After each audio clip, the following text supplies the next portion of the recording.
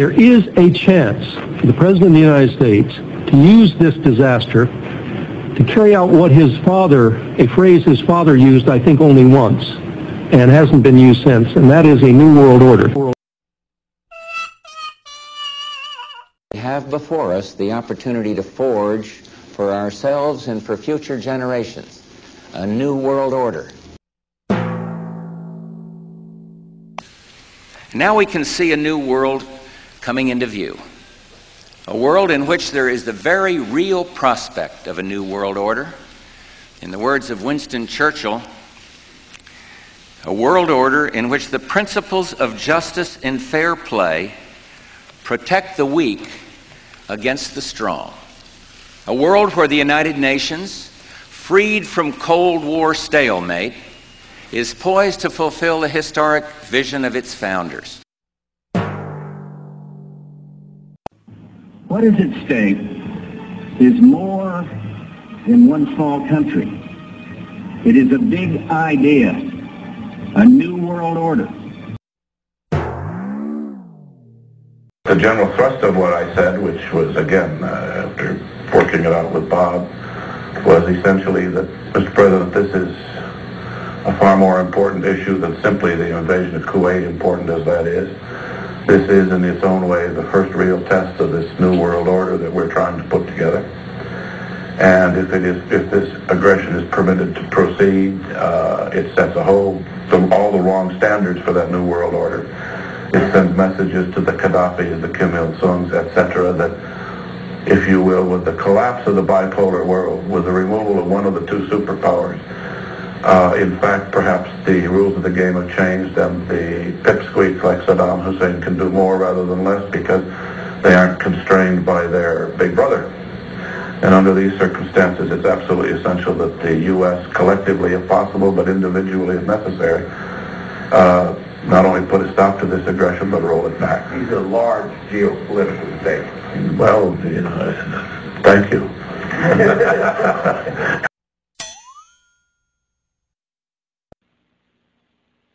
President George Bush has talked time and time again about a new world order, and this is the best chance.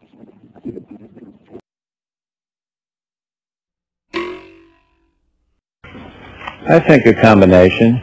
I think when he stood there in Berlin and said, "Mr. Gorbachev, tear down that wall," a lot of his critics in this country were going crazy, wringing their hands. This is outrageous rhetoric. This is no way to bring about relations with the Soviet Union, getting them on a better, higher plane. And sure enough, he and Gorbachev hit it off very well and moved the process forward. So he used the term evil empire. And some of the liberals in New York were wringing their hands and going crazy. Oh, this is terrible. This is the end of everything. He doesn't know how to conduct foreign affairs. And sure enough, a lot happened on his watch that was very, very positive towards a new world order. Мир развернулся в своем движении в другом направлении, к новому мировому порядку. I think even that does not describe why the world has changed so much and why the world has turned so much toward a new world order and a new kind of civilization. I'm going to drink a lot of beer and stay out all night. America. George Bush has invoked a new world order without enunciating a new American purpose. But for all his experience, skill, and cautious professionalism, the President has still failed to articulate clear goals for our nation's foreign policy in this new age. And after 1989, President Bush said, and it's a phrase that I often use myself, that we needed a new world order, and instead it looks like we got a lot of disorder. And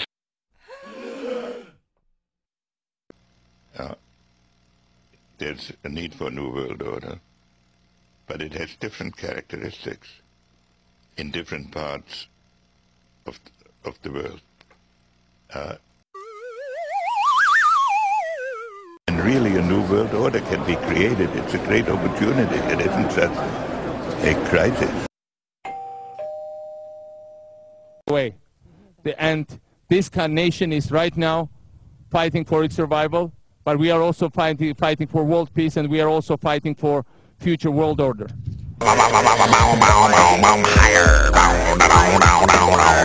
But the point here is, it's not about me, it's about the idea of freedom. It's about the future of the whole region. It's about the future of Europe and a new world order. So let's leave them something to think about as they go home. Let them go home and say, Mr. Soros said, here are 3 things we can do, simply. 1? Well, deal with the mortgage problem, reduce foreclosures, recapitalize the banks, and then work on a better world order. What sort of a financial deal should Obama be seeking to strike when he travels to China next month? No, I think this would be the time, because you really need to bring China into the creation of a new world order, financial world order. They are kind of reluctant members of the IMF. They play along, but they don't make much of a contribution because it's not their institution. Their share is not commensurate. Their voting rights are not commensurate to their weight. So I think you need a new world order that China has to be part of the process of creating it, and they have to buy in. They have to own it the same way as, let's say, the United States owns the Washington Consensus, the current order. And I think this would be a more stable one, where you would have a coordinated policies.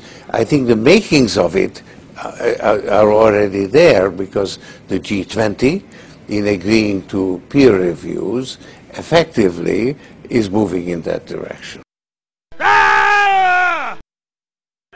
You're arrogant. You have the sickness that elites have had throughout history in their literal and, in some cases, figurative ivory towers. You believe that you're invincible.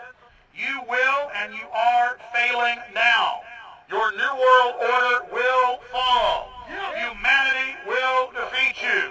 The answer to 1984 is 1776.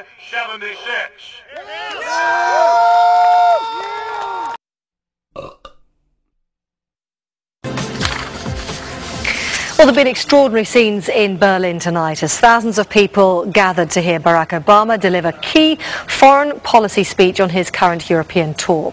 The Democratic presidential hopeful laid out his vision for America's place in a new world order, saying he was speaking as a proud citizen of the United States and a fellow citizen of the world. News, debate, and opinion for Tuesday, March 3rd. Live from New York, Lou Dobbs. Good evening, everybody. President Obama and British Prime Minister Gordon today calling for a new world order to tackle our global economic crisis. President Obama said globalization can be an enormous force for good. Prime Minister Brown again pushing for what he calls a global New Deal, paid for by the United States, of course. And a new world order was created. And the question for us is how we meet and master all these challenges to ensure that Britain enhances its competitiveness in the process and realizes what I believe is our destiny of success in this new world order. I think a new world order is emerging, and with it the foundations of a new and progressive era of international cooperation. In an era of globalization, of political interdependence, where the world is ever more swiftly opening up, and the cliché about a global community becomes an economic, political, often social reality. In this new world, how religious faith develops will have a profound impact